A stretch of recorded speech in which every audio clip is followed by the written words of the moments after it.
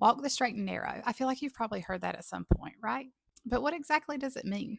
It popped into my mind this week during one of my Bible studies. A quick Google search didn't really give me much other than the straight and narrow means an honest and moral way of life. And I'm sure I could dive deeper into it and find an answer, but I pondered on it myself, and this is what I got. We know as Christians, as we're walking with Jesus, we're on a narrow path versus a wide path.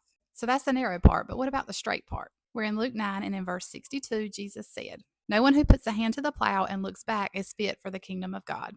Now, I don't plan on pushing a plow, but let's think about me pushing a stroller down the road as I often do. If I pay attention straight ahead where I'm going, I keep a fairly straight path. But if I'm constantly looking around and looking behind me, I'll easily drift to one side or the other and maybe even off the road. Then, only to have to get back onto the road. I'm not on a straight path, I'm on a back and forth wobbly path, making my trip longer and much more difficult than it should be. Not to mention how I probably look to somebody who's watching. We know the quickest and easiest route to a destination is a straight line, or in this case, a straight path. I really hope I haven't lost you. We've been at the end of Luke 9, and Jesus is using three men to show us what it takes to be his disciple. We've looked at the first two. Today we're looking at the third. And when the third man is asked to follow Jesus, he says, "I will, but let me go back and say goodbye to my family." In other words, he wants to follow Jesus, but he wants to hold on to that old part of his life also. Or maybe he doesn't necessarily want to tell him bye. Maybe he wants to run this following Jesus thing by his family to see what they think.